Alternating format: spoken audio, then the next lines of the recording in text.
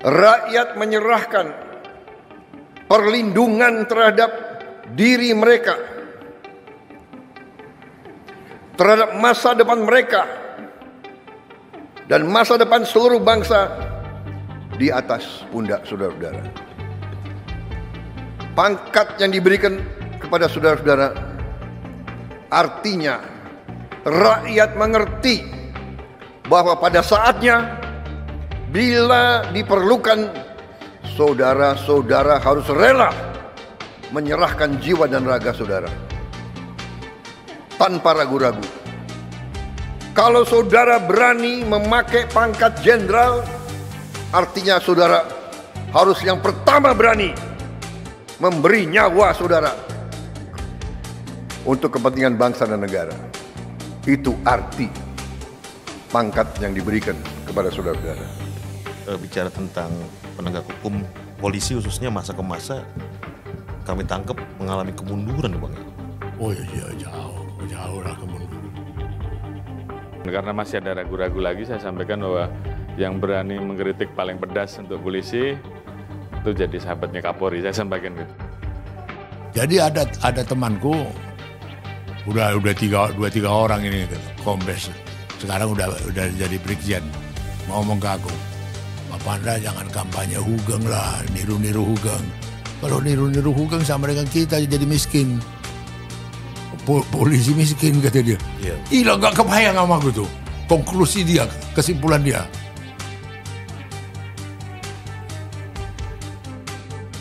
Dan tidak ada selama kepemimpinannya itu menjadi satu cerita legend. Tidak ada. Dengan mohon maaf tidak mengecilkan Sigit, manalah yang menjadi legend. Kenapa sih kok akhirnya ada orang yang kayak Teddy Minahasa? Kenapa ada orang yang akhirnya dia secara brutal di Kanjuruhan? Kenapa ada orang kayak Sambo? Kalau kita tarik, Bang, apakah pendidikannya yang salah menurut Abang nih di kepolisian ya? Atau lingkungan yang memang sudah membentuk orang seperti itu di sistem? Tidak banyak permintaan kita, harapan kita. Tidak banyak. Sangat sederhana dan tidak pakai dana anggaran lagi. Apa? Keteladanan. Apa? Contoh.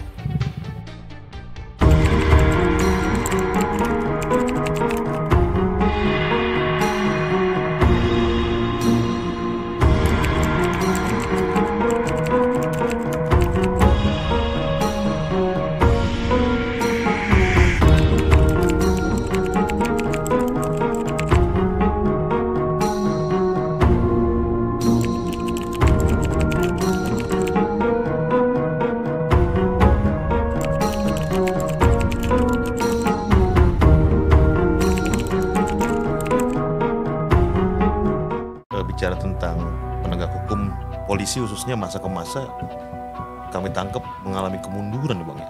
Oh iya, jauh lah kemunduran. Karena masih ada ragu-ragu lagi, saya sampaikan bahwa yang berani mengkritik paling pedas untuk polisi itu jadi sahabatnya Kapolri, saya sampaikan gitu.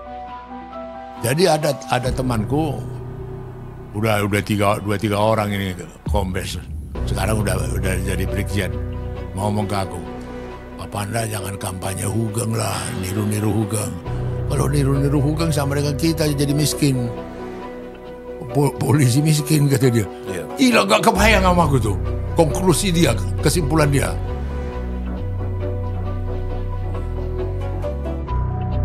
Dan tidak ada selama kepemimpinannya itu menjadi satu cerita legend. Tidak ada. Dengan mohon maaf tidak mengecilkan Sigit, manalah yang menjadi legend. Kenapa sih kok akhirnya ada orang yang kayak Teddy Minahasa? Kenapa ada orang yang akhirnya dia secara brutal di Kanjuruhan? Kenapa ada orang kayak Sambo? Kalau kita tarik, Bang, apakah pendidikannya yang salah menurut Abang nih di kepolisian ya? Atau lingkungan yang memang sudah membentuk orang seperti itu gitu? Tidak banyak permintaan kita, harapan kita. Tidak banyak. Sangat sederhana dan tidak pakai dana anggaran lagi. Apa? Keteladanan. Apa? Contoh.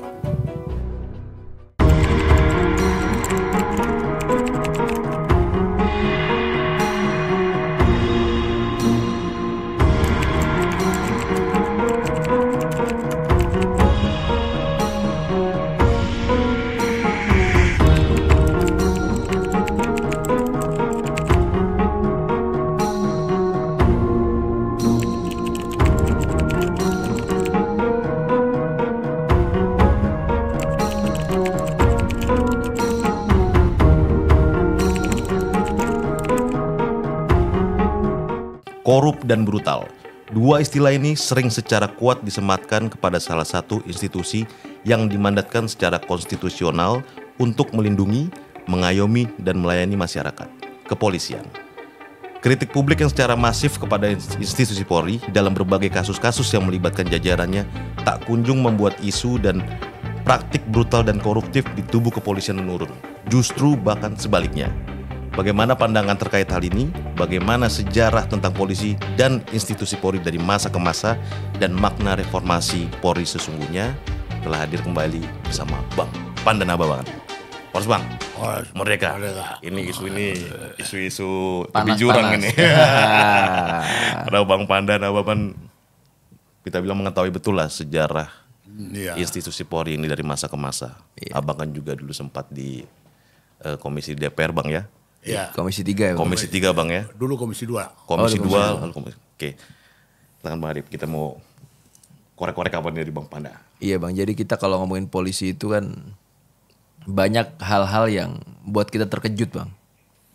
Polisi itu ya simple misalkan, ini langsung menohok aja. Hari ini no viral no justice Bang. Yes. Hal yang gak viral itu gak bakal ada hukum. Ya. Bercandaan orang di warung kopi, akhirnya kita ngapain punya polisi penegakan hukum? Percuma lapor polisi. Wong yang ngangkat isu semuanya masyarakat kok, netizen kok katanya. Aturan kita dibayar polisi, bukan polisi dibayar kita katanya. Nah, gimana pandangan Abang soal itu Bang? Terus kalau diamati apa yang dengan contoh tadi, itu satu bukti yang hakiki bahwa Polri itu tidak bisa jauh dari masyarakat. Polri itu adalah cerminan daripada masyarakat yang terus-menerus bersentuhan. Ya. Konsekuensinya, risikonya, polisi itu sangat mudah diamati, sangat mudah diawasi, sangat mudah dilihat hitam putihnya, walaupun dibungkus dengan berbagai macam cara. Misalnya seperti kasus si Teddy Minahasa, ya kan? Itu kan sudah bertahun-tahun, ya kan? Termasuk dia mengapakan narkoba dan segala macam, ya kan? Kemudian ada kapal dan segala macam. Bahkan terakhirnya di situ mau kita pertanyakan dari Kapolda dari Sumatera Barat, dia bisa promosi ke Kapolda kelas 1, baik Jawa Timur, ya kan? Itu mekanismenya Kapolri menyaring mengapa itu bisa gimana itu? Dan kemudian terbongkar dia dengan skandal narkobanya, ya, gitu loh. Itu bagaimana mekanismenya? Sama dengan sensitivitas daripada polisi terhadap teritori. Skandal yang paling konyol dan memalukan yang itu kerusuhan penonton bola di Kanjuruhan, Stadion Kanjuruhan, Malang, sampai meninggal 136. Itu tragis sekali dan memalukan itu. Pasti sebelum itu sudah ada rapat-rapat yang dibikin oleh polisi, kerjasama dengan Kodim, kerjasama dengan dalam pengamanannya, pasti sudah ada. Protokol seperti itu. Pasti sudah sistem. Maka itu ditentukanlah protokolernya, ditentukanlah tiketnya, ditentukanlah apanya dan segala macam. Tapi terjadi. Yeah. Jadi kalau yang kita nyata misalnya ada 2 desa, ada jembatan. Kita udah tahu di atas 20 orang pasti roboh ini. Gitu loh. Nggak ada menjaga itu tetap 20 orang. Analisnya. Ambruk jembatannya. Nah di mana polisi? Yang mengamankan itu, mengingatkan itu, gitu. Itu contoh sederhananya. Berapa kali kita baca itu berita jembatan penyeberangan antar desa bisa roboh gitu loh. Nah, kemudian lagi di kalangan internal polisi sebenarnya kalau kita ajak bicara banyak juga jenderal-jenderal yang idealis, banyak juga jenderal-jenderal yang masih punya elan pengabdian ya. Ambillah salah satu contoh, si Budi Wasesa, dia kabar reskrim. Begitu dia jadi kabar reskrim, gerabak Pelindo, gerabak ini apa seperti yang dilakukan Kejaksaan Agung sekarang, gerabak apa Pertamina, gerabak ini kan. Tapi dihantam dia dari dalam. Budi Waseso itu kasihan itu, tragis itu. Sebenarnya Kapolri itu Budi Waseso itu. Dia tidak punya ajudan. Ada ajudan satu, enggak ada. Enggak seperti Sambo 5 ajudannya. Jadi yang tragis itu dan tidak bisa, yang saya heran dan tidak peduli Sigit, kantornya Sambo itu pas di bawah lantai dia. Iya Kapolri. Kapolri di lantai 2, di lantai 1 si Sambo, ya kan? Sambo punya ajudan 5. Ada yang periksa handphonenya, ada periksa sepatunya, ada nyupiri istrinya, ada apanya. Itu dibiarkan Sigit. Nggak ditegur Sigit. Paling tidak dia segan sama Sigit. Sigit aja nggak begitu, kayak gitu loh. Ini waktu Sambo masih jadi propam ya Pak? Iya jadi propam. Iya. Propam itu. Dialah yang betul-betul tukang pukulnya, dialah yang mengawasi, dialah yang mengkontrol tangan kanannya Kapolri lah dia. Jadi kemudian kita lihat apa yang menjadi skandal daripada peristiwa Sambo. Ya kan? Anak saya masuk polisi, masa jadi supir istrinya jenderal? Anak saya masa mau jadi ini, tukang kasih bersih-bersih handphonenya? Dibiarin. Pembiaran gini tanpa ini. Nah di situ hebatnya Hugeng. Hugeng itu langsung menertibkan intens. Tidak pindah pilih bulu, tidak ini. Betul-betul legendaris. Ya kan? Iya. Nah sekarang seperti apa yang dilakukan oleh Kapolri sekarang. Kan? Pada masa periode dia.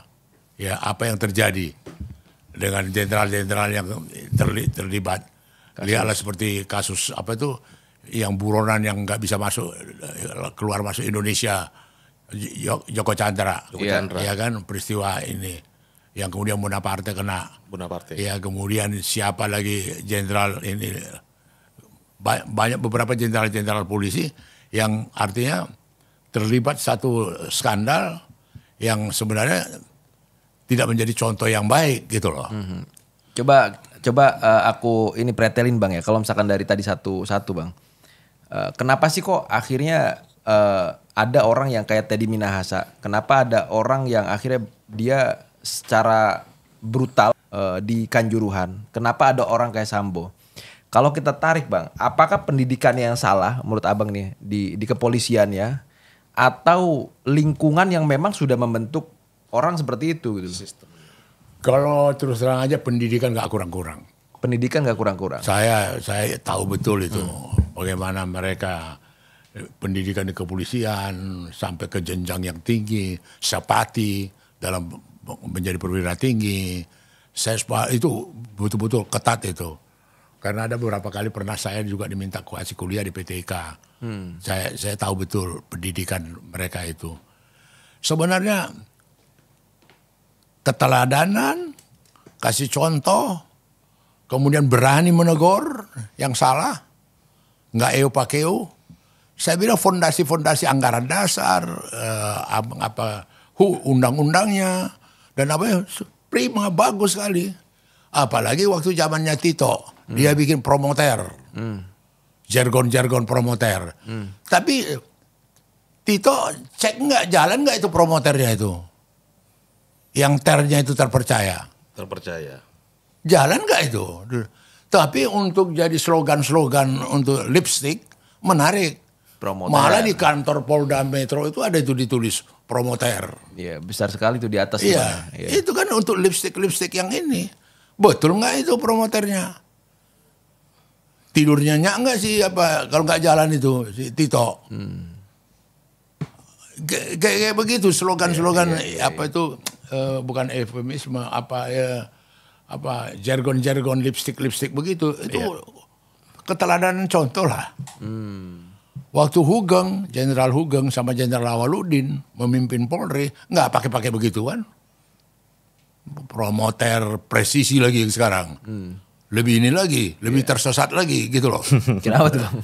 Lo tersesat artinya apa iya yang menjamin keamanan dan mendukung program pembangunan nasional, menjadikan Polri sebagai institusi yang presisi, menjaga solidaritas internal, meningkatkan sinergitas, soliditas, terus apa lagi? Mengedepankan pencegahan permasalahan, Iya. pelaksanaan keadilan restoratif, kemudian problem solving. Setia kepada NKRI dan senantiasa merawat kebinekaan, menampilkan kepemimpinan yang melayani dan menjadi teladan. Ini kalau kau datang ke Mabes Polri atau ke Polda atau ke apa, di pintu masuk ini dipajangin ini. Ini slogan-slogan ini di daerah gitu juga. Di Medan, di Surabaya dipajangin campaign yang begitu gitu. Tapi wallahu alam pelaksananya dan nggak peduli. Biarin aja begitu. Jadi lipstick gitu loh. Seharusnya kalau ini di bawah nggak berjalan, Kapolri lah orang yang paling marah Bang. Lo iya dong. Kapoldanya. Ya kan? Nah, jadi satu juga kita juga tidak boleh membiarkan begitu aja ketimpangan yang sekarang. Kapolda Metro itu gajinya 5 juta. Kapolri 10 juta. Ya, kemudian tunjangan-tunjangan ini. Sementara di Rut Pertamina 1,5 miliar. Di mana itu pengatur anggaran itu Menteri Keuangan? Otaknya di mana itu? Bappenas itu otaknya di mana? Dan dibiarkan. Timpang. Iya, bagaimana Kapolres gajinya berapa? 7,5 juta. Kapolres di Deli Serdang itu. Kapolres di Subang sana. Dibiarin. Gitu loh. Tapi kan dari dulu udah seperti ini Bang konsepnya. Udah ketimbangan itu dari dulu. Apa bahayanya Bang? Bukan nggak ada bahaya. Karena sudah tercetak, dia bisa sukses kok. Robicon pun dia bisa beli kok. Excuse, pemaaf itu banyak. Alasan-alasan. Nggak usah dinaikin gajinya juga bisa dia gitu ya. Sekolahkan anaknya ke luar negeri gitu kan. Nggak usah ini istrinya bisa pakai Chanel. Bisa pakai Hermes gitu kan. Dibiarkan. Yang justru sebenarnya itu penyakitnya itu. Penyakitnya. Dibiarkan. Nah kalau begitu mau jadi apa gitu loh. Bolehlah pidato menggebu-gebu Prabowo. Bolehlah apa. Realitas. Sama itu di awal-awal dulu saya katakan itu. Kesederhanaan itu secara moral ngerem. Bukan mau sok-sok puritan. Gitu loh. Udahlah jangan pakai Lexus lah. Udahlah jangan pakai jam yang 2 miliar 3 miliar lah. Oh jangan gitu Pan. Kita udah ini.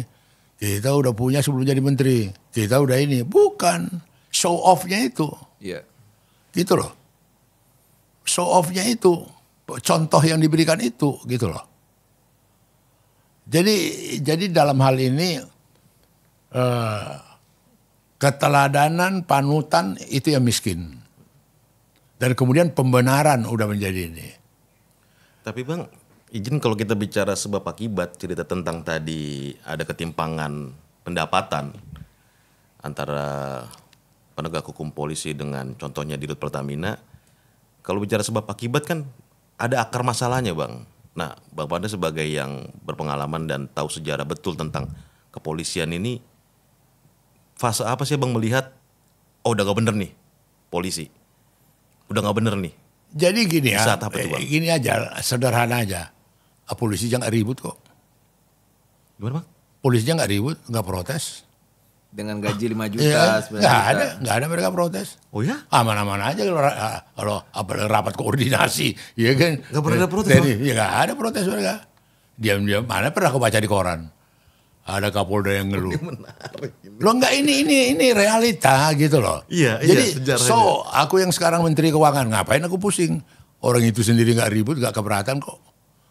Aku gaji rendah mereka bisa-bisa aja jalan. Bisa ganti-ganti mobil lagi Kapoldanya. Ya.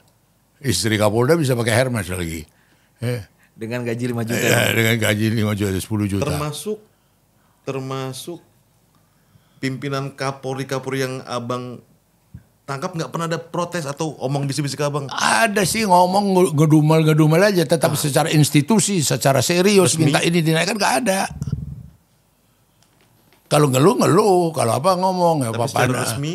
nggak ada secara formal. Mana pernah kita dengar dalam satu rapat kerja TNI Polri, Iya. Polri minta jangan dibiarkan lagi gaji Kapolres, Kapolda, begini. Nggak pernah. Berarti pihak ketiga, Kementerian Keuangan, Bappenas dan segala macam, bisa aja rupanya. Ngeri. Bukan jadi masalah serius lah Iya, bagi ngeri. mereka ya. Iya. Tapi harusnya Bang, ini aku berpikir sederhana aja. Abang semasa di Komisi 2 kala itu harusnya kan Komisi bertanya-tanya. 3, Komisi 3. Bertanya-tanya. Harusnya udah ada Oh sikap. sudah, ada kalau sikap kau baca pendahulu. notulennya ada, tapi pelaksananya enggak. Oh. Superior ini Kementerian Keuangan ini. Wah, Gitu loh. Mereka ini, kan, mereka yang tahu uang, mereka yang tahu ini, mereka yang tahu apa, belum waktunya, belum nggak ada dana pemerintah untuk naikkan gaji. Ada. Jadi di satu pihak kita meminta supaya polisi melakukan pengabdian, melakukan kerja dan segala macam, tetapi kebutuhan mereka tidak kita penuhi. Gaji mereka minim. So, mau apa? Mau nuntut apa lagi? Itu mungkin gak bang? Hal itu yang akhirnya menjadi akar masalah dari dugaan keterlibatan misalkan polisi bersama mafia BBM. iya. Keterlibatan polisi dengan mafia apa kan banyak tuh kasus-kasus itu bang. Udah kan sendirinya. Itu nggak usah analisa ke analisa. Itu hukum apanya aja ya. Jadi alamiah. Proses kimiawinya gitu loh. Saling memerlukan, saling membutuhkan, saling ini gitu loh.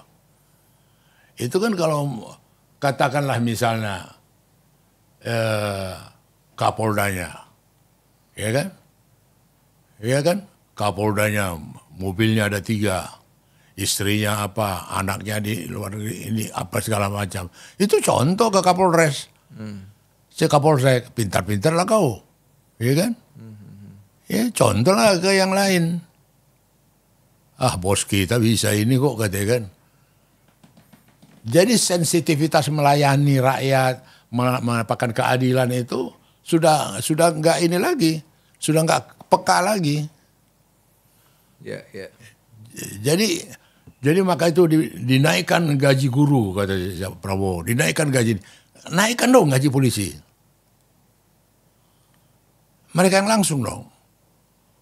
Tentara juga mereka yang langsung dong mengamankan republik ini. Ya. Udah tragis itu, yang BUMN itu 1.500.000.000, 600 juta gajinya. Belum tantiem lagi, belum dapat sekali 3 bulan. Dibiari terus. Jadi menurut abang gaji polisi TNI itu harus naik bang? Lo harus dong. Ya lo realistis aja lihat keadaan sekarang. Kenyataan sekarang. Pantas gak? Pantas juga udah 6 juta gaji pokok, terus tambah tunjangan-tunjangan 10 juta. Per bulan dapat Kapolda dengan tanggung jawab yang begitu besar mengendalikan berapa Polda, berapa Polres, berapa Polsek Iya. dengan tanggung jawab itu pantas gak itu? Nggak sebanding ya sebenarnya. Iya. Kalau ini jujur akhirnya nggak sebanding bang. Iya. Jadi akhirnya ada pembenaran, kemudian ada pemaafan, ada kemudian apa itu ya terserah nasib. Ya kan? Ada kemudian gimana ya? Macam mana mau maju jadi keteladanan contoh kayak begitu tuh, gitu. Jadi sama dengan seperti si apa? Dalam suasana yang begitu lahirlah seperti si Budi Waseso nih, yang jagoan melakukan penertiban dan segala macam. Akhirnya disingkirkan dia. Mayoritas di dalam internal polisi gak suka Budi Waseso, gitu loh. Dicari-cari lah salahnya, dicari-cari lah apanya. Jadi waktu dia bareskrim waktu itu, dia gerebek satu sarang judi elite dan tempat mafia di Medan. Memang keceplosan yang ngomong si Waseso. Ada urusan, disebutnya nama Kapolri ya. Ada urusan karena bawa nama Kapolri. Dianggaplah dia gak senang dengan Kapolri. Macam-macam diputar balik. Kasihan dia itu. Ya kan? tipe-tipe orang seperti ini, tipe-tipe seperti Hugeng.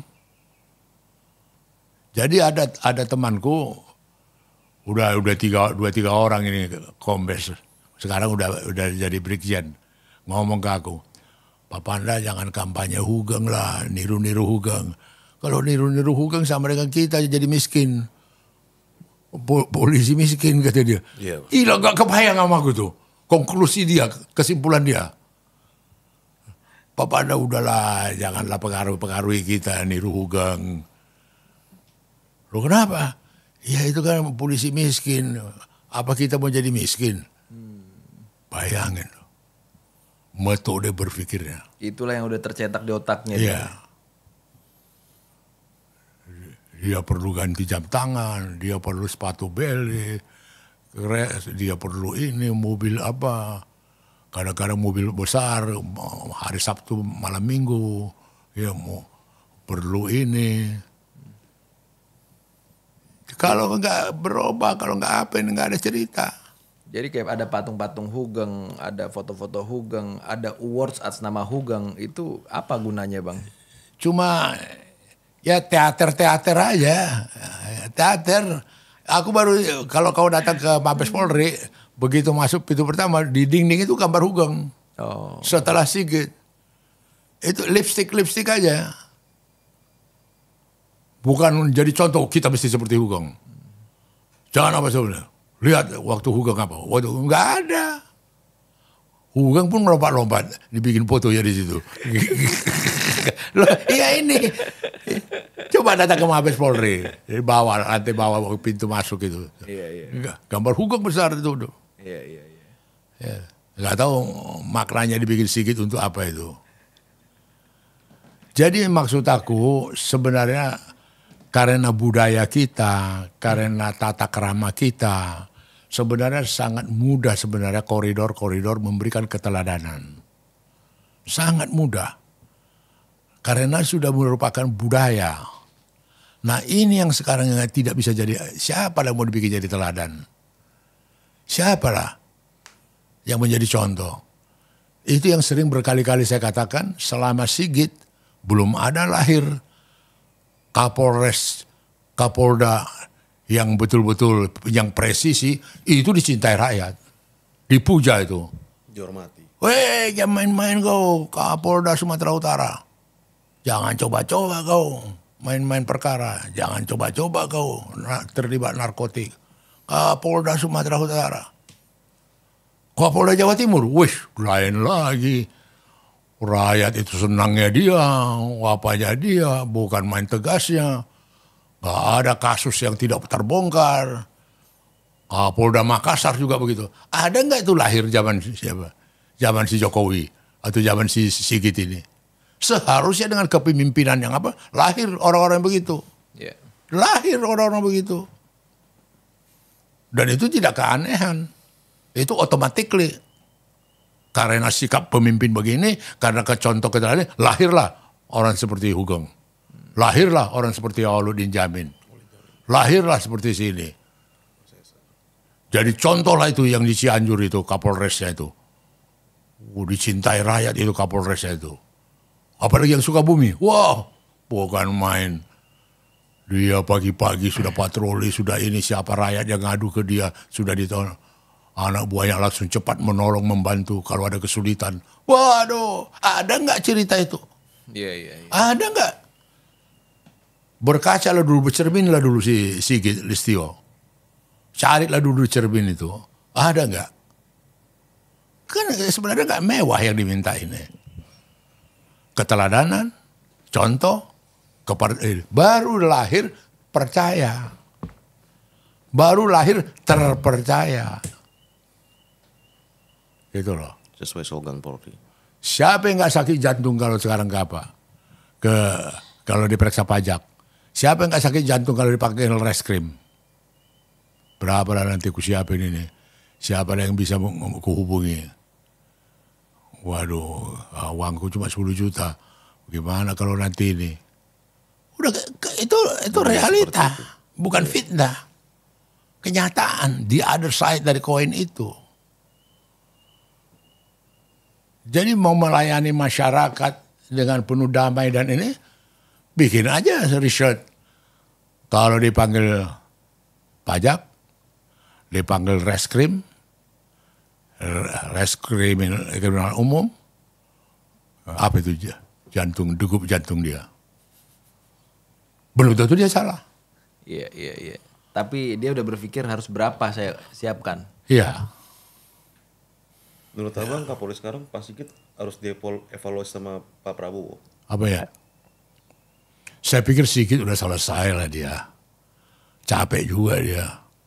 Belum lagi ngurusin pilpres, urusan pilkada. Capek lah dia. Iya kan? Dan dia termasuk terlama loh. Paling lama. Biasa 2 tahun, paling lama itu 3 tahun. Dia udah 4 tahun lebih. 4 tahun ya. Iya. Udah layak. Ya kasihan juga, capek juga dia gitu loh. Iya.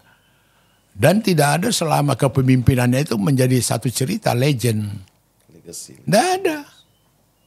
Dengan mohon maaf tidak mengecilkan Sigit, manalah yang menjadi legend?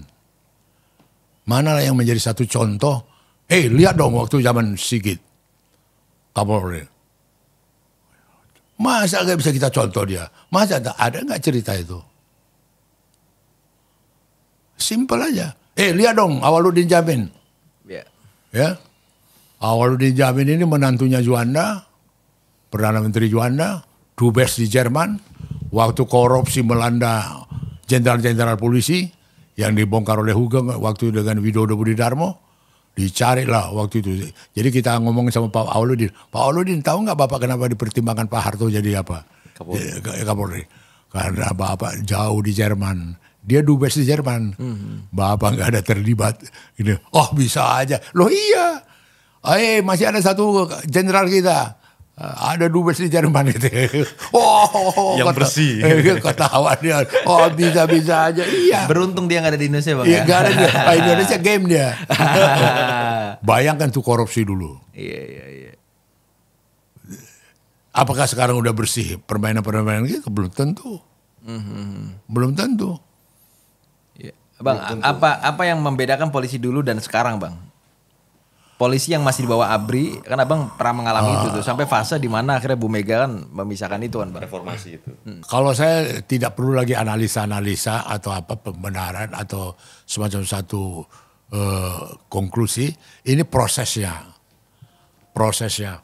Jadi pada waktu Republik ini terancam perpecahan, itu kemudian polisi sendiri punya seperti Kopassus. Resimen Pelopor, Menpor. Resimen Pelopor. Itu intinya dari Brimob itu, mobil brigade gitu loh. Mereka mereka dilatih seperti tentara. Gitu loh. Karena waktu itu tentara kurang. Bayangkan bergolak di Makassar, Kahar Mujakar, bergolak di Jawa Barat, Kartosuwiryo, bergolak di Aceh, Daud Bre. Dan betul-betul berdarah-darah. Nah disitulah polisi ikut terlibat. Disitulah kekuatan polisi digunakan. Disitulah besar Brimob, brigade mobil, satuan yang taktis yang ini kayak gitu. Nah, jadi kembali ke pertanyaanmu tadi, tinggal sekarang kekuatan pamungkas daripada polisi untuk paling menghadapi apa mereka? Demonstrasi. Kalau huru-hara kan sudah ada resepnya untuk mengapakan huru-hara, ya kan? Kalau rakyat demo besar-besaran juga sudah ada SOP-nya gitu loh. Iya. Terakhir itu kemarin Bang ada viral banget tuh Bang Jer. Satu lagu yang bayar polisi itu Bang, kalau Abang pernah dengar tuh Bang. Sukatani. Habis itu sebenarnya ya polisi termasuk juga Prabowo, termasuk juga para pengambil keputusan, mereka terima kasih dengan suara rakyat itu. Harus berterima kasih. Berterima kasih. Semacam satu kritik. Dan itu kenyataan. Siapa yang berurusan dengan Polsek nggak siapin duit? Bakal susah dia. 50.000, 100.000. Siapa yang nggak siapin duit kalau dipanggil oleh Reskrim, Polda. Apalagi Bareskrim di Mabes. Harus siapin ini. Tanpa menuduh, tanpa fitnah. Itulah realita. Gitu loh. Jadi kalau kemudian sekarang berteriak bayar. Tangkaplah teriakan itu dengan kearifan, introspeksi, gitu loh. Dan satu liriknya itu pengen jadi polisi, bayar polisi, bener gitu bang? Loh iya, artinya begini ya. Dari saya sendiri terlibat berapa kali diminta orang minta tolong mau masuk jadi polisi dan segala macam. Itu tidak pernah saya tidak mendengar cerita bahwa perlu uang sekian. Gitu loh. Mungkin karena kita terlibat dan punya relasi, gak perlu lagi itu uang. Tapi kalau gak punya relasi, gak punya ini, Siapkan uang. bancaan lah. Oh. Itu aja bacaannya. Dan itu besar bang? Iya macam-macam tergantung mau jadi apa. Oh. Jadi apa ya, itu yang saya bilang tadi, tugas moral, tugas daripada bangsa ini, terutama pemimpinnya, berikanlah keteladanan. Ciptakan suasana yang bisa dipercaya. Tidak kemudian lipstick, tidak kemudian juga di bibir gitu loh. Kalau melihat sejarah institusi polisi sama sejarah daripada angkatan darat atau apa, sebenarnya punya sejarah-sejarah yang heroik, yang cukup gitu loh. Jadi kalau tentara punya bangga punya Jenderal Yusuf, Jenderal Nasution, polisi juga punya Hugeng, punya Awaludin. Ada referensi, buah paten punya, gitu loh. Dan betul-betul sangat terhormat, sangat dibanggakan gitu loh. Ya kan? Awaludin ini dia dubes di Jerman jadi Kapolri. Dialah yang pertama kali di Republik ini bikin buku saku polsek. Seluruh polsek di Indonesia di kantongnya itu ada buku saku petunjuk. Kalau ada rakyat yang melapor, kau lakukan ini. Kalau ada kejadian pengaduan, kau lakukan ini. Kalau ini, kau lakukan ini. Kau lakukan ini. Dia bikin itu. Di seluruh polsek? Gitu? Seluruh polsek Indonesia. Itu yang fundamental dia tinggalkan. Iya. Ya kan? Sama dengan Hugeng. Yang dia tinggalkan karena tidak bisa disogok, tidak bisa ini. Mobil dinas dia nggak bisa dipakai istri anaknya. Nggak ada. Itu negara. Jadi aku punya mertua di Makassar dulu, bagian perbekalan, bagian peralatan, peralatan. Dia pernah negor istri daripada seorang jenderal di Makassar yang ke pasar bawa mobil militer. Itu terjadi mekanisme itu gitu loh. Di kontrol nggak peduli. Mertua aku waktu itu masih mayor. Ini istri Maijen. Loh ya ini kenyataan itu. Dia cerita. Artinya ada saling kontrol. Dia berani mengatakan biarpun Maijen segala macam karena yang saya apakan satu komitmen penegakan disiplin yang sudah diikrarkan, sudah dinyatakan gitu loh. Nah sekarang EU pakai EU. Iya. Dan kalau kita cermati juga sama-sama ya Bang, Undang-Undang Kepolisian nomor 2 tahun 2002 itu kan justru poin penegakan hukum itu nggak di nomor 1 ya Bang ya? Iya. Tapi nomor 2. Iya. Ada cerita apa soal pembentukan itu Bang? Jadi memang sensitivitas kita waktu itu dengan perasaan rakyat itu menghendaki dekat dengan polisi. Kehadiran mereka itu pertama kali melindungi rakyat. Bahwa kemudian baru menentukan dia salah apa tidak. Nggak bawa SIM dia. Salah apa tidak. Nggak ini. Itu dulu. Itu perdebatan panjang itu. Waktu Bang di komisi. Iya di komisi 2. Jadi itu yang kemudian disimpulkan tidak. Lindungi dulu. Gitu loh. Baru tegakkan hukum. Bukan tegakkan hukum dulu. Jadi kalau pakai ilustrasi kita di jalan diperiksa polisi, bukan ditanya SIM-nya dulu. Iya. Tapi dilihat ini kendaraan kau ini udah nggak benar ini, udah lama rupanya kau nggak servis. Jadi hati-hati kau. Ini bannya udah begini. Baru SIM-mu mana? STNK kamu mana? itulah implementasi pengayom masyarakat nomor 1. Iya, itu yang kita apakan waktu di DPR. Justru yang fundament sebenarnya di situnya tuh. Iya. Yang hari ini mungkin agak tipis-tipis hilang. Ya? Jadi maka itu yang saya bilang ya, tidak ada lagi sensitivitasnya, karikaturalnya, Sama itu aku bilang, Sigit kantornya di atas, Sambo di bawah. Bahwa Sambo kemudian punya ajudan sampai 5. Nggak ada Sigit apa lagi itu, risau dengan itu. Satu ngurusi bersihkan handphonenya, satu sepatunya, satu supir biniknya. Ajudannya satu ini. Nggak ada. Nggak nyampe itu. Padahal satu gedung, satu tingkat gitu. Iya. Nggak ada itu. Itu yang paling bahaya. Jadi akhirnya ada pembenaran. Excuse. Ada kemudian tidak sensitif lagi. Gitu loh. Itu ngeri. Dari pembiaran menjadi pembenaran. Iya, itu ngeri itu. Bangsa itu dipimpin dengan cara-cara begitu ngeri. Akibat yang dahsyat itu. Gak peduli lagi. Ya kan, nggak ada lagi kerikuhan, nggak ada lagi kemudian merasa malu masa kita mau bikin pesta di keren mall apa mulia berapa ratus juta itu enggak. Jadi euforia berlomba-lomba secara materialisme dan segala macam itu. Abang berapa kali menyebut soal Sambo? Saya jadi tergelitik.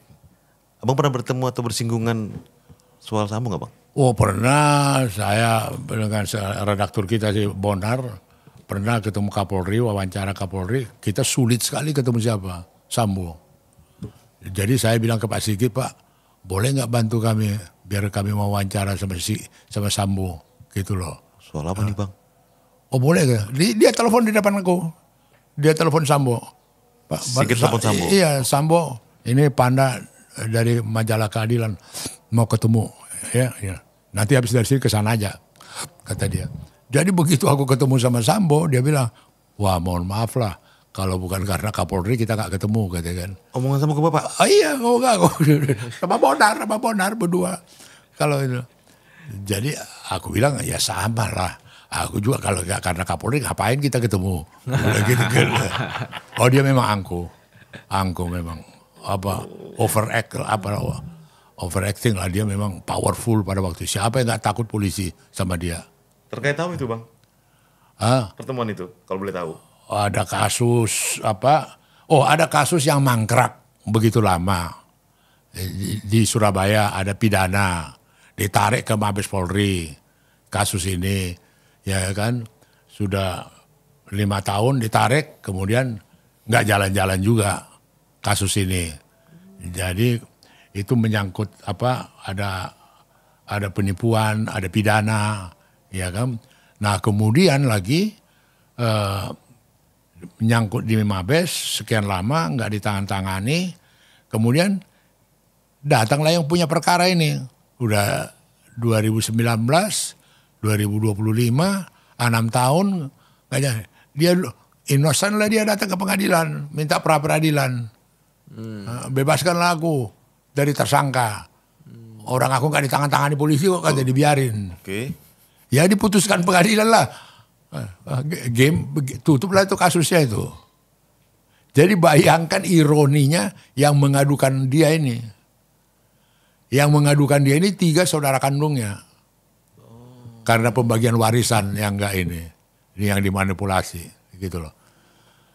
Jadi pembiaran begitu tuh, korban-korban begitu banyak. 6 tahun loh, Bang. 6 tahun. Ketahan di Loh, kalau jujur sekarang periksa aja tiba-tiba sekarang Mabes Polri.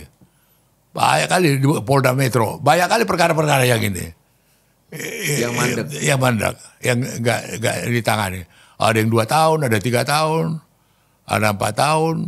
Dan patut diduga itu sengaja dibiarkan, sengaja dibantah. Macam-macam lah kepentingannya itu, karena transaksinya nggak beres atau sengaja nggak, macam-macam itu. Cuma ada kekuatan power nggak yang mencoba terase itu? Membenahi itu. Ada nggak satu keinginan willing untuk mengapakan itu, membenahi itu? Ada nggak? Gitu loh. Iya. Iya kan? Jangan-jangan yang membenahi ini tiba-tiba terjungkal dia. Iya kan? Kayaknya banyak seperti itu ya Bang, rasa-rasanya Bang ya, yang berusaha membenahi terjungkal. Iya. Artinya alah sok bersih kau, sok ini kau gitu loh. Loh sama dengan si Budi Waseso, terjungkal. Kurang apa prestasinya dia? Berani, sederhana, kabar reskrim lagi. Strategis sekali. Satu langkah aja tinggal jadi Kapolri. Iya. Ya sesimpel tadi abang bilang, di Mabes foto Hugeng di mana-mana ada patungan sebagainya. Sedangkan anggota polisi sendiri ngomong ke abang nggak mau jadi Hugeng ya kan? Iya. Apalah gunanya ini kan simpel itu. Iya. Nah, berarti ketika budaya sistem yang bobrok ini ada beberapa yang ingin merubah, membenahi, tapi mereka mencoba terjungkal. Solusinya apa Bang berarti? Solusinya ya kalau mau lihat sekarang tidak lagi ke belakang, Presiden campur tangan, ya kan? Kapolri yang lebih bersih, lebih berani, ya kan?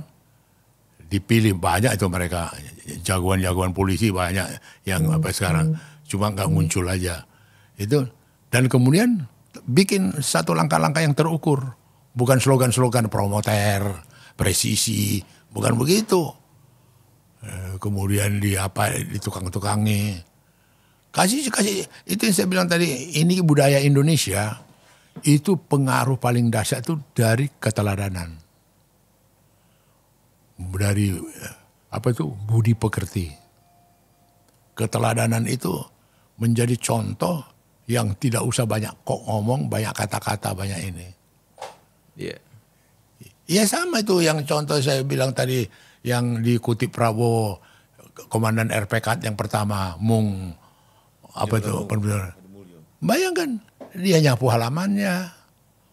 Bayangkan udah jenderal, dia nyapu halamannya, dia ngepel ininya, karena nggak mampu dia ganti gaji pembantu. Wah bukan main tuh orang tuh, legenda itu, ya kan? Ada contoh, bukan jadi kita ini ngomong ini bukan ilusi, bukan ngarang-ngarang atau dari antah berantah. Ada contoh, ada Hugeng, ada Waludin Jamin, ada Widodo Budidarmo, yang membongkar Siswaji, skandal korupsi yang terbesar di seluruh polisi, gitu loh. Ada Rudini, jagoannya Kasat yang membersihkan angkatan darat, secara drastis tragis waktu itu. Legendaris di sini Rudini, gitu loh. Ada Ali Sadikin. Jadi bangsa ini kaya. Ada Ali Sadikin mimpin DKI dan betul-betul menjadi makmur, menjadi sejahtera. Ada gitu loh. Jadi bukannya kita mendongeng kayak enggak ada. Cetakannya udah ada gitu. Udah ada. Sigit, berapa persen lah gaya Hugeng kau pakai? Sigit, yang mana lah kau tiru dari Hugeng yang gambarnya baru kau bikin itu?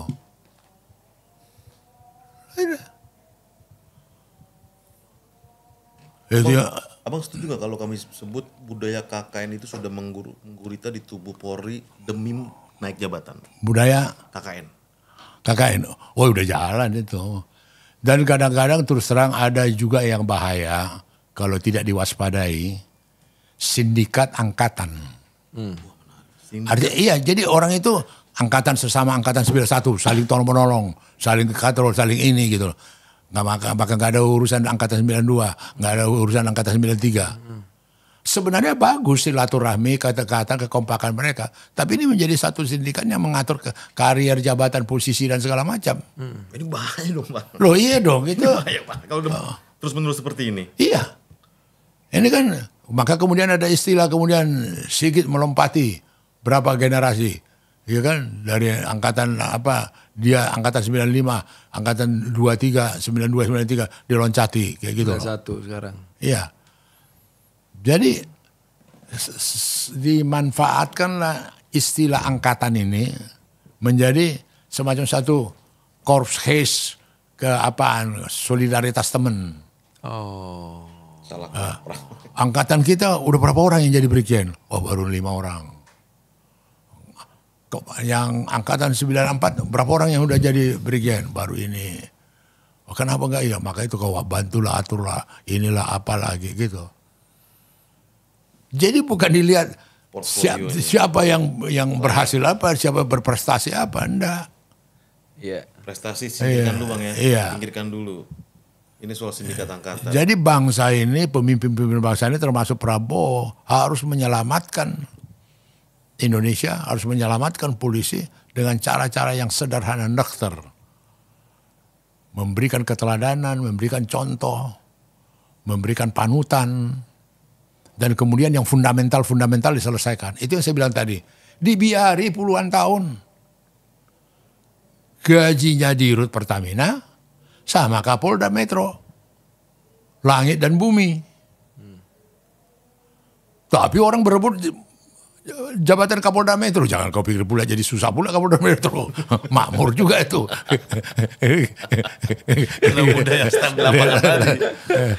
Karena jabatan itu bisa cetak uang. Iya. Jadi kalau ada petinggi-petinggi di Republik itu katakan apa jangan jadi pejabat, gitu kan? Kalau mau kaya, ya memang udah faktanya begitu kok. Mau apa lagi mau diceritain itu? Iya. Contoh empirik lagi, contoh kenyataan lagi. Karena pejabat lah dia bakal kaya. Iya.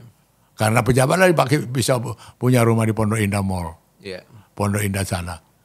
Karena pejabat lah bisa rumah menteng. Iya. Iya. Jadi mau apa? Iya. Dan soal keteladanan tadi, Bang Arif juga, kita kan juga mesti fair ya. Kita kan juga ikutin media sosial ya Bang. Termasuk seperti kayak Hugeng Award ya. Itu ternyata di pelosok-pelosok, banyak juga polisi-polisi yang jujur, yang mengayomi masyarakat. Beberapa jadi mereka ikut bertani, ikut bikin sekolah. Banyak itu Bang saat ini. Iya. Intinya itulah contoh-contoh keteladanan yang mungkin layak kita soroti.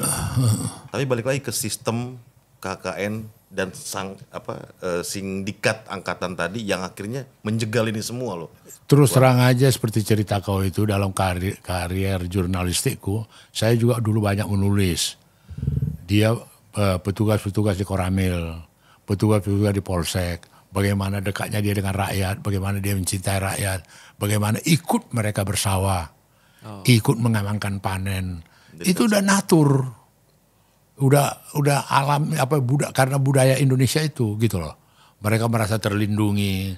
Itu kan maka Kapolsek di daerah itu kan capek dia makan pisang. Petani-petani datang ke rumah yang ngantari pisang, terima kasih. Iya. Ngantar pepaya, ngantar ini. Iya. Tradisi sampai sekarang itu. Nggak ada perkara dia. Sedang aja dia polisi.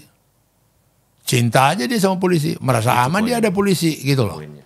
Itu maksud saya yang suasana di desa ini kenapa kita nggak bisa bikin di kota. Dan di pusat. Iya toh. Itu yang saya bilang tadi. Siapa yang nggak sakit jantung tiba-tiba dipanggil reskrim. Putar otak dia. Siapa yang nggak sakit jantung kalau mau diperiksa kanwil pajak? Berapa laku keluar ini? Berapa laku apakan ini? Udah itu yang dibesar. Loh iya. Apa gunanya negara sebagai pengayom? Apa gunanya negara sebagai ini? Abdi masyarakat. Kalau itu masih terjadi. Maka itu terus terang di desa-desa itu lebih betul-betul dia nggak peduli dia jadi Kapolsek, nggak peduli dia Kapolres atau apa, ikut bertani, ikut apa, ikut ini, dibantu ini, ada. Karena apa? Kecintaan mereka. Gitu loh. Bukan saja kecintaan, panutan, keteladanan. Sadar fungsi ya. Iya, sadar fungsi. Dimaknai betul itu. Itu yang mau kita godain.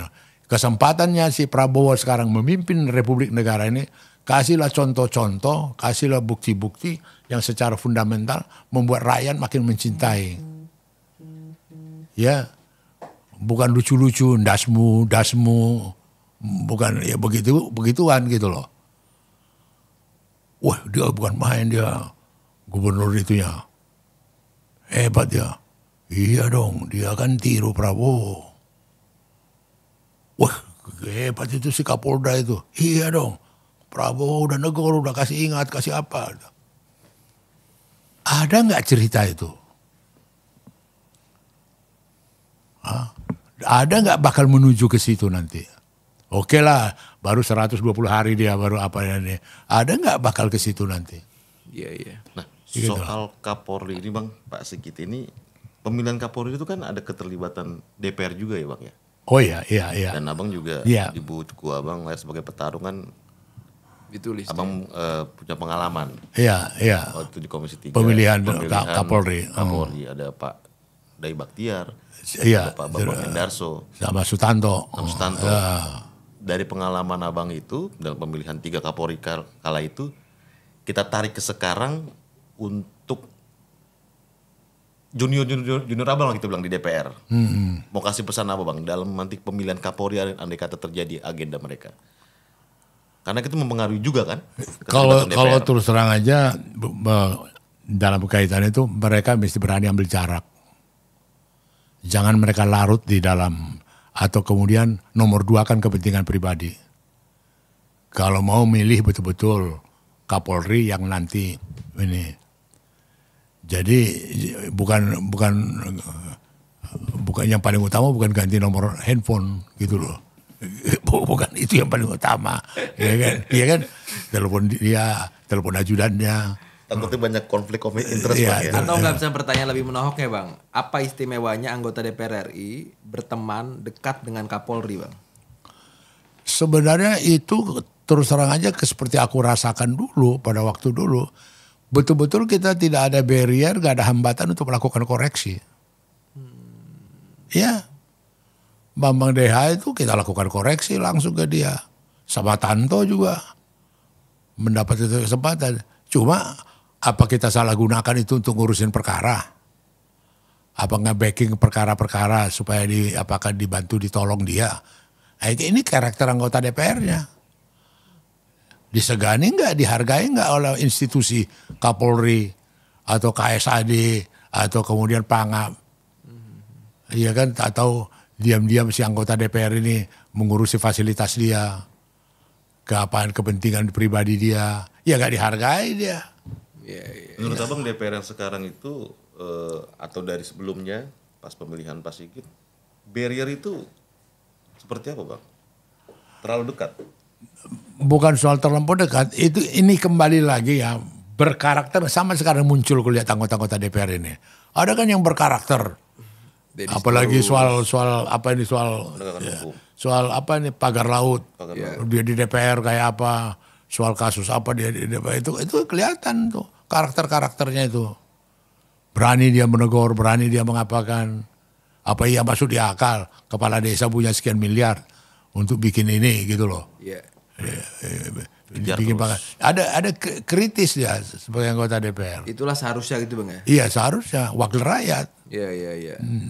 Lanjut pertanyaan Bang Jerry. Karena abang punya pengalaman memilih waktu itu beberapa Kapolri bang. Pertimbangan apa yang akhirnya ini cocok nih jadi Kapolri, ini cocok nih enggak jadi Kapolri itu? Apa pertimbangan inti bang? Jadi mereka ini kan ada tahapannya. Iya. Mereka ini kan punya paper commitment, punya satu studi yang dia mau kampanyekan dalam waktu fit and proper. Ya kan ada itu. Ya. Tapi sebelumnya itu juga lihat ke belakang track record dia kayak apa. Ya kan, wah ini pantas jadi Kapolri. Wah ini nggak pantas ini. Oh ini apa ini gitu loh. Nah dalam proses itulah terjadi pemilihan itu. Kan presiden kasih calon Kapolri. Iya. Di fit and proper lah itu. Iya. Gitu loh. Dan pernah terjadi intervensi dari sindikat angkatan itu nggak bang? Di masa abang itu? Apa ya? Ya ada aja campur tangan, ada aja campur mempengaruhi, ada aja supaya goals ini, ada. Karena tidak bisa dielakkan DPR itu kan kancah politik. Ya kan, ya berpolitik ya di DPR. Iya. Pertarungan ya di DPR gitu loh. Nah bagaimana pintarnya dia dalam pertarungan itu. Ada networking, jaringan, ada orang-orang dia mempengaruhi, ya kan. Ada yang memang sudah dititipkan menangkan ini. Ini kan karena itu kan DPR itu kan fraksi-fraksi. Iya. Kalau mayoritas mengatakan sudahlah si A yang jadi Kapolri katanya. Yang paling itu catatan kaki aja yang 2-3 fraksi misalnya yang enggak ini. Perbedaan ini ada nggak sih bang? Perbedaan polisi di kita dengan negara Singapura, Malaysia gitu, atau sebenarnya sama-sama aja? Nah, saya tertarik tahun 1978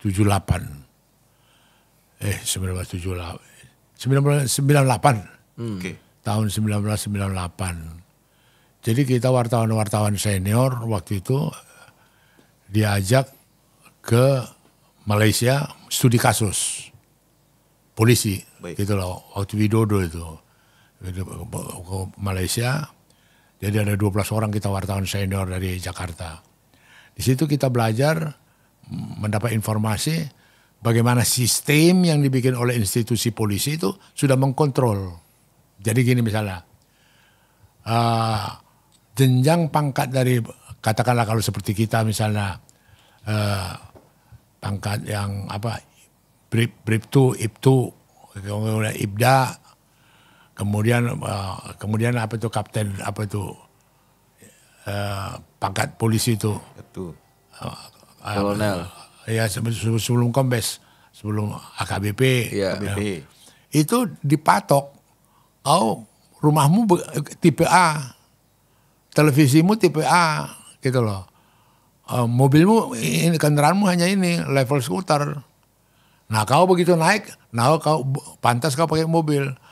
Televisimu bolehlah tambah besar dikit. Apamu itu. Jadi sistem itu sendiri mengkontrol polisi itu kepada kehidupannya. Di Malaysia bang?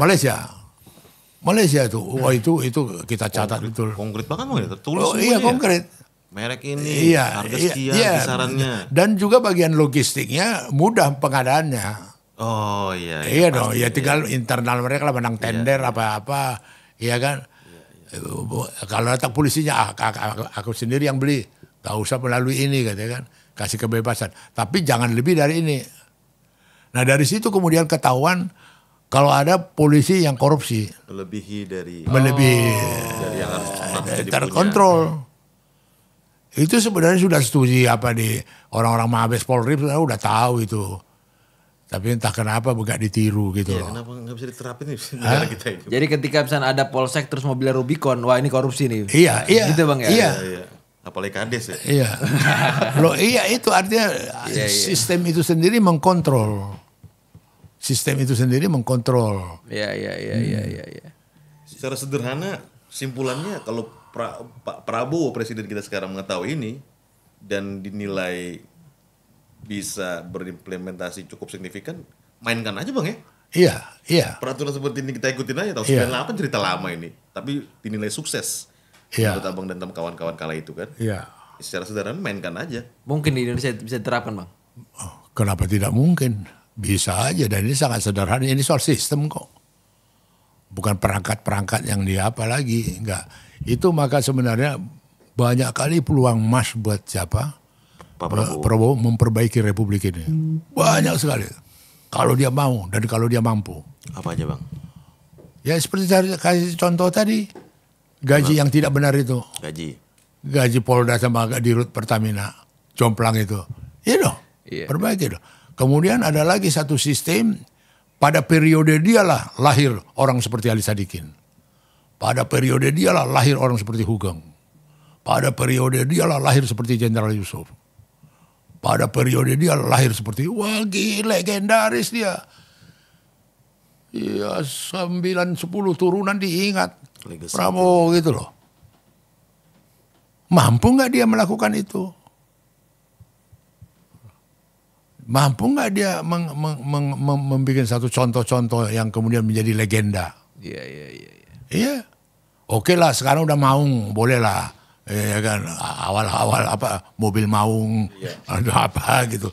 Lebih apa lagi? Lebih fundamental, lebih meningkat lagi. Itu yang saya bilang tadi. Lu gila lu, berani banget lu korupsi. Kau nggak takut sama Prabowo? Gitu loh. Wah jangan dong, hati-hati pemborosan ini. Kau nggak segan sama Prabowo? Wah, kalau masih terus begini, mau digusur sama Prabowo. Ada nggak cerita-cerita itu? Sehingga itu jadi akhir ini ya, tatanan hierarkis yang turun. Oh iya, betul. Iya kan? Iya, tatanan ini betul. Dan on system. On system. Iya. Itu sudah banyak mengeliminasi korupsi. Iya betul. Iya, sudah banyak mengeliminasi penyelewengan. So, on the right track. gitu loh. Jadi abang sepakat kalau akhirnya Pak Prabowo tuh ngomong apa busuknya ikan itu mulai dari kepala tuh benar. Iya. Cuma maksudnya juga dalam hal ini dia juga mesti membersihkan orang di sekitar dia. Jadi tidak ada lagi cerita-cerita orang-orangnya Prabowo. Ya seperti sekarang populer, yang paling berkuasa sekarang Dasko, ya kan? Yang paling jago mengatur semua itu Teddy, ya kan? Yang apa ini? Nggak ada yang gitu-gituan, nggak ada yang model-model begituan, nggak ada. Dasko dan Mayor Teddy. Iya. Abang nih nyebutin dua nama itu nih. Lo iya, ndak ada yang kayak gitu-gituan. Jadi ndak ada privilege karena kedekatan dengan Prabowo. Iya. Ada yang bertanya bang, sekelas mayor dengan kekayaan 15 miliar itu di LHKPN logik nggak bang? Ya kalau latar belakang kayak raya kian nenek moyangnya, bapaknya ya wajar lah. Iya kan, iya wajar lah kalau ini dapat hibah, dapat warisan. Ya kita mesti apa juga, mesti objektif. Kustuzon. Jangan seuzon. Tadi soal Sukatani bang, minta tanggapannya kita juga dari sisi media. Menurut abang polisi sekarang, Pak Sigit dan jajarannya terkait kepekaan atau kepedulian terhadap media-media kritis seperti apa bang? Sekarang kalau kau cerita mengenai media kritis, dalam sejarah saya 50 tahun Wartawan. jadi wartawan, ini bukan lagi gelap gulita. Ini paling kelam, dalam kelam artinya sedikit terang, sedikit gelap, sedikit apa. Kenapa? Nggak dianggap berita media itu sebagai social control. Padahal media itu, pers itu, wartawan itu untuk social control. Mencerdaskan bangsa, jargonnya. Iya. Mencerdaskan. Bagaimana mencerdaskan? Produk-produk jurnalistik itulah yang memberikan pencerahan. Iya. Berita-berita yang mereka bikinlah dengan segala perjuangan menciptakan berita itu untuk membantu masyarakat. Mencerdaskan. Nah kalau sampai itu tidak diopeni, tidak dianggap, mau jadi apa ini bangsa?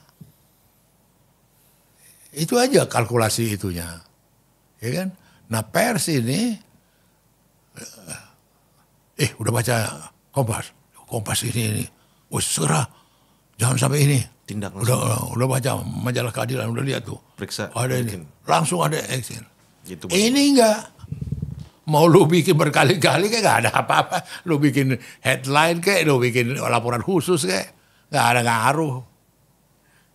Wah itu tragis. Lebih kejam itu daripada beredar. Lebih kejam dibanding beredel. Iya. Lebih gelap dibandingkan gelap. Iya, gak dihargai, gak dianggap. Udah kuping udah tuli, mata sudah rabun. Iya. Wah, Bahaya. bahaya itu.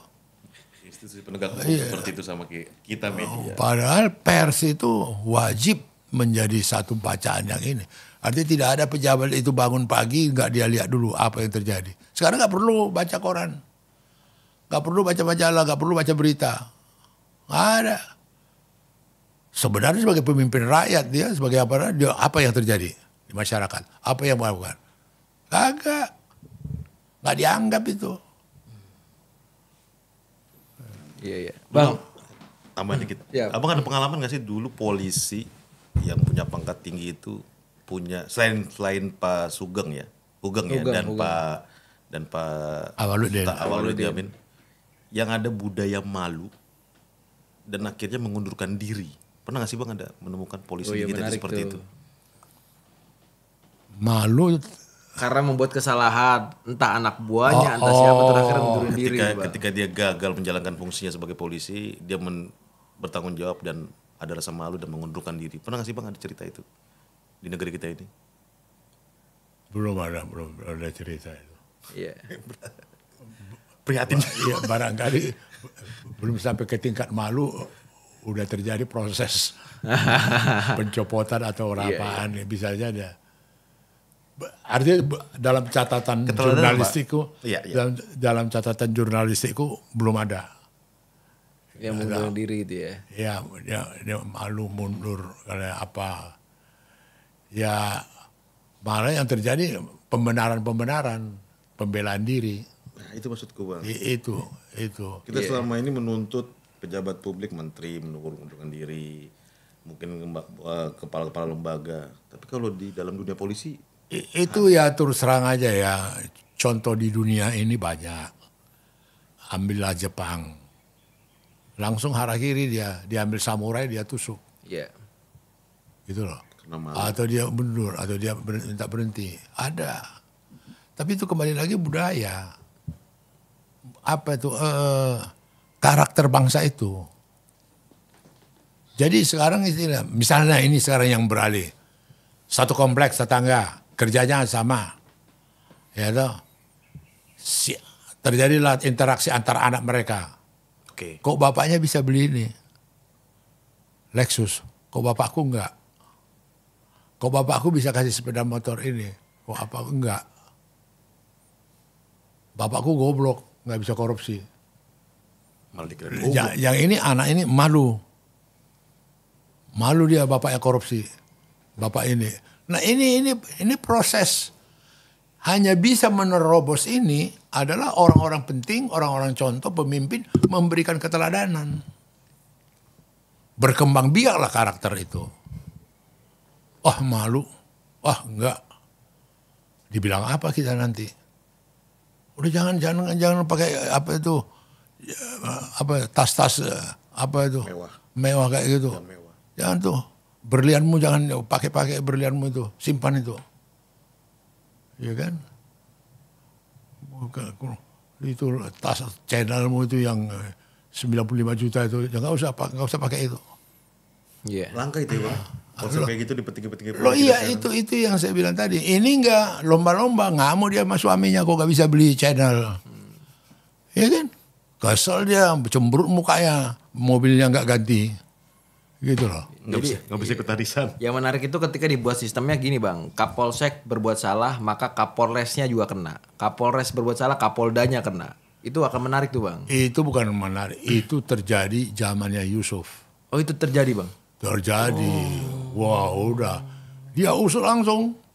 Dari Dandim sampai ke Panglimanya, ke Panglima Kodamnya. Kenapa dia begini? Kena.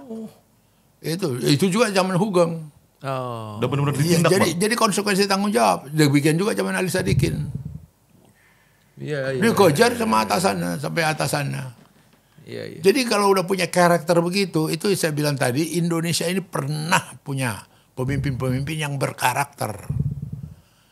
Yang menjadi contoh keteladanan yang bukan main. Apa itu paling menarik itu loh. Iya benar. Jadi kalau Ali Sadikin datang inspeksi sebagai gubernur dia lihat ada yang nggak benar, siapa sini camatnya? Apa kata lurahnya? Gimana wali kotanya? Kejar terus. Dikejar Dan terbuka ke pers. Dipanggil ke balai kota, kita hadir.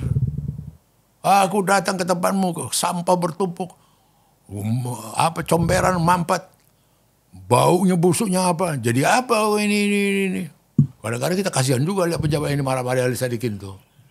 Itu apanya dia? Dan tadi ada yang menarik Bang, maaf aku potong. Terbuka ke pers Bang ya. Terbuka ke pers. Ini kita mau tarik Loh, ke sekarang saya ini. mau kasih tahu ada lebih dahsyat lagi terbuka ke pers. Caranya Yusuf. Dia ketua BPK, Badan Pemeriksa Keuangan. Dia ketua BPK, dia secara teratur manggil menteri-menteri yang diperiksa dia sama diperiksa timnya. Ya kan? Sebelum pertemuan itu dia panggil kita wartawan. Aku nanti panggil Bustanil, Arifin, Kabulok. Aku nanti tanya ini, orang-orang aku periksa dia begini, ini begini. Dimasukin dalam satu kamar. Diperiksa dia lah Bustanil, dikasih masuk kita. Wah, biangnya terbuka apalagi itu. Yusuf. Pernah terjadi. Yusuf berani begitu karena dia bersih. Gak ada kong kali kong dia dengan Bustanil. Gak ada beban. Gak ada kong kali kong dia dengan ini. Itu cemerlang sekali tuh sebagai pejabat. Mau tahu ceritanya? Bagaimana itu diimpor beras itu. Bagaimana permainan dia ini. Ini udah diperiksa BPK, ini begini. Jadi waktu kita datang, kita dengar ini, pertanyaan-pertanyaan kita udah berbobot. Yang dimodali Pak Yusuf. Gila. Wah itu tinta emas itu. Abang dan teman-teman kenyang dan kaya dengan informasi. Langsung dari pucuknya. Iya. Dikasih. Sama dulu dengan Widodo. Kapolda. Widodo, Rudini. Kasat, Kepala Staf Angkatan Darat. Wawancara eksklusif sama saya. Sampai headline. Kapal Adri, Angkatan Darat RI, kapal perang itu Adri, berangkat ke Papua. Sekian ratus ton solar, sekian ini, sekian apa. Nggak tahu di atas kertas berangkat, tak tahu tak berangkat. Tetap masih di Priok kapal itu. Dibocori ke kita. Dan kita beritain. Dibocori ke kita. Itu kalau pejabat semua begitu enak. Dan itu mekanisme kontrol yang efektif. Betul. Iya, tidak pakai tunggu irjen, mereksa, tidak tunggu ini. Dihormatin betul pers kala itu. Itu bukan main. Dulu yang kaya panglima-panglima jenderal-jenderal itu, baik di polisi maupun itu ada dulu istilah reslah bahasa Belanda, tukar pakai. Jadi misalnya asrama ini diganti di reslah, bongkar semua dikasih ke developer, dikasih apartemen rumah susun, kan itu di reslah. Jadi di reslah itu dia patahkan dia. Si Rudini. Sampai sekarang masih ada monumennya rumah tahanan militer di Budi Utomo. Tempat aku dulu di penjara sama Taufik Kimas. RTM itu. Sampai sekarang kosong itu. Dia bongkar kosong. Hasil korupsi. Gitu loh. Ya kan? Jadi orang seperti tipikal Rudini di dalam tubuh Angkatan Darat ada. Bersih. Terhormat. Memberikan teladan ke bangsa ini dan memberikan contoh dan action. Iya. Wah. Sebagai kesimpulan sebenarnya kita nggak kurang-kurang ya teladan untuk kita contoh, Bang. 4 star loh bintang 4 Rudini. Iya. Dia panggil kita wartawan. Kau tahu gini, aku lagi bongkar ini lagi ini begini. Udah kau beritain aja. Ini. Itu kita alami. Jadi nggak ngarang-ngarang kita gitu loh. Ada yang menarik nih Bang. Andai kata yang nonton ini adalah istri, anak, dan famili petinggi-petinggi di Polri yang menurut Abang, dugaan Abang banyak mendorong-dorong, menjorok-joroki, tidak ada budaya malu. Apalah pesan Abang ke mereka? Saya pikir kemunafikan itu berhentilah. Ya, selamatkanlah bangsa dan negara ini. Artinya permintaan tidak terlampau banyak, tidak terlampau muluk-muluk, ya kan, selagi masih bisa. Apalagi di bulan puasa, apalagi menjelang Lebaran, ya kan, memberikan berkah, memberikan keteladanan, memberikan contoh. Ini momennya, dan nggak pakai dana kok, nggak pakai uang kok, hanya menahan diri aja, hanya mengurangi pamer-pamer aja. Ya kan? Atau keinginan-keinginan yang tidak pantas mendorong suaminya untuk korupsi. Nggak banyak kok. Itu aja. Tidak berlomba-lomba kok siapa yang bisa kok ini. Jadi ini cerita Pertamina 15 apa ini? 15 yang ditangkap ini. Iya. Tangkap ya. Sebenarnya negara ini udah hiruk pikuk. Udah menjadi topik pembicaraan dan kemudian ada agenda aksi. Kok bisa begini, kok bisa begini, kok bisa begini. Sama dengan yang Mahkamah Agung itu. Yang 1 triliun. Sama. Sudah instrumen negara ini udah bergerak. Kok bisa. Gitu loh. BPK, apa yang kau periksa selama ini? PPATK, apa yang kau periksa? Irjen, apa yang kalian lakukan? Inspektur Jenderal. Nggak ada. Ngeri. Tangkaplah itu Pertamina itu, tangkaplah apalah itu semua kan. Antar juga beritanya redup kok. Antar juga ini kok. Gara-gara itu langsung terjadi pengusutan, pembersihan instrumen di tubuh Republik ini. Enggak. Nah di sini tanggung jawab Prabowo. Tanggung jawab Prabowo mesti menggerakkan ini. Prabowo mesti bertanggung jawab. Walaupun tidak pada periode dia ini. Ini kan kalau sampai 45 tahun apa kerja Jokowi? Dibiarin, komplotan. Atau tak sensitif. Atau apa? Wes gue rame-rame. Apa? Bukan kemudian hidup Jokowi, hidup Jokowi, hidup Jokowi. Pertamina 5 tahun nggak kau periksa bisa triliun, weh hidup Jokowi. Lo ya kan jadi lucu-lucu, ya kan? Jadi lucu-lucu kan? Begitu juga pelecehan terhadap pengamat kaum intelektual ya Bang. Dasmu, Oh iya, Dasmu. iya. Itu pelecehan kalau Iya. pribadi bilang. Jadi gimana mau saya katakan, sebenarnya tidak terlampau muluk-muluk, tidak terlampau hebat-hebat banget, ya kan? Itu yang saya bilang tadi, ada keteladanan, ada keberanian moral, ya kan? Ada moral obligasi, ada integrity. Yes. Hati-hati. Yang namanya mau gemuk atau tidak gemuk ini kabinet dia nggak penting. Tapi apa yang dibikin yang gemuk ini kepada rakyat. Apa yang dibikin keteladanan dari mereka. Hanya urusan ganti Alphard. Nomor B-nya. Ya, atau itu. Ini masa transisi ini masa yang paling berat buat Prabowo. Pasti berat. Iya kan? Aku bisa bayangkan dia merasa mungkin berutang budi. Atau dia mungkin merasa banyak dibantu oleh Jokowi. Sampai dia bisa jadi presiden. Dia mungkin merasa ini oke, pada proporsinya sudah. Bukan jadi dikendalikan oleh Jokowi. Terakhir itu.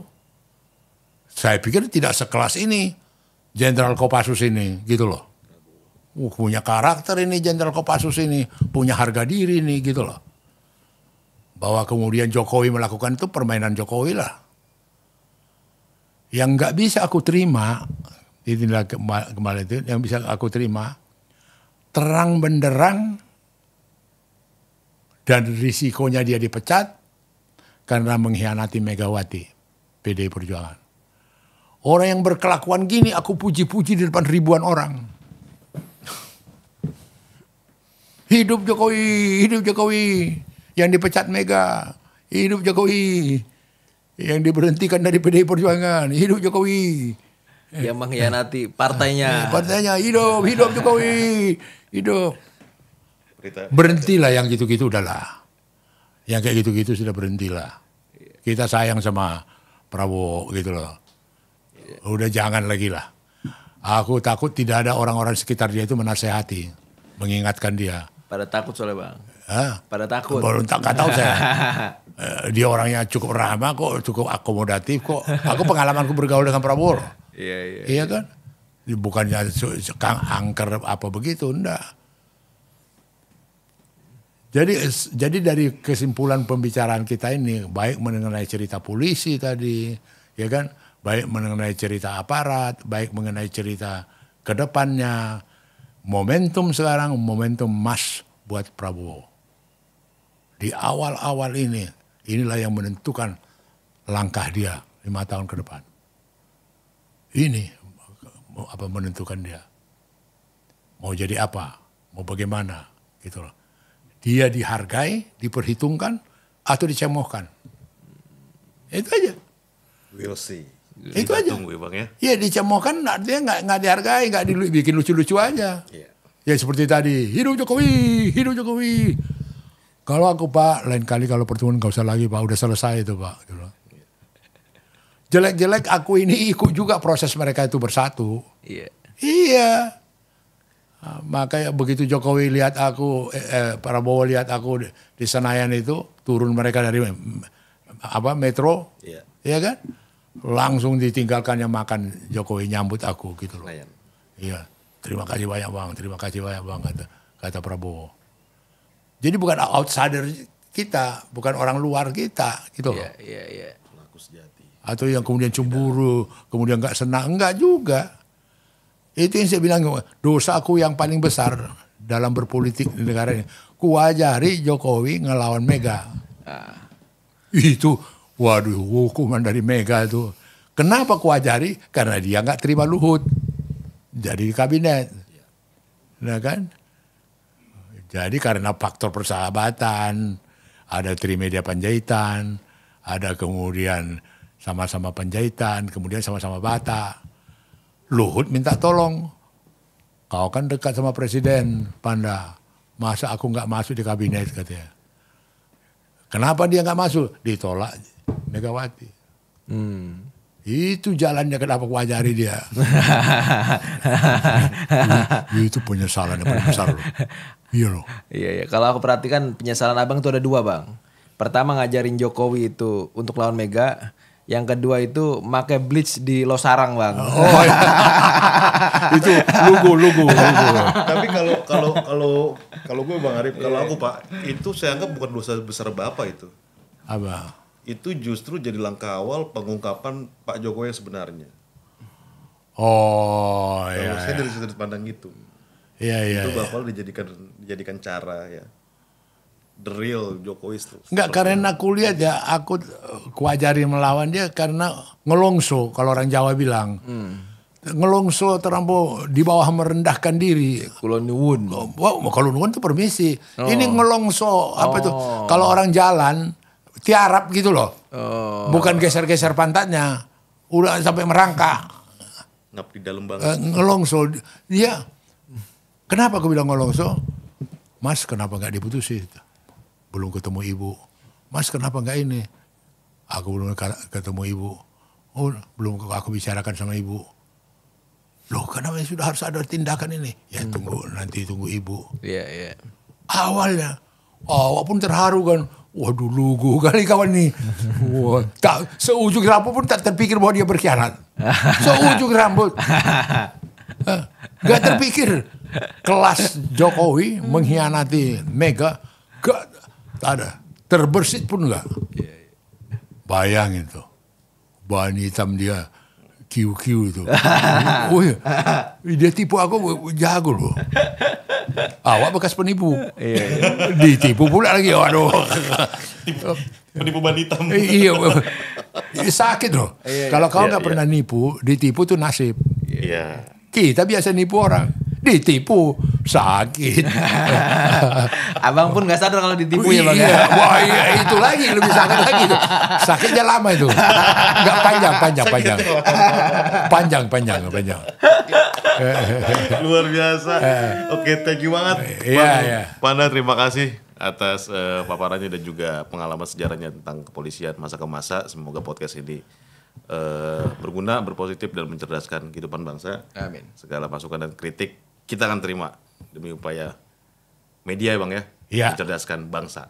Sekali lagi terima kasih Bang Manda. Terima kasih. Jangan bosan-bosan ngobrol sama kita. Iya. Kita akan dengan sesi lagi ya. Iya. Enak kalau nyebut sama Bang Manda tuh nyebutin nama peristiwa. Itu Langsung dia. viral itu. Karena pelaku pak. Oke, terakhir salam persatuan Indonesia Merdeka.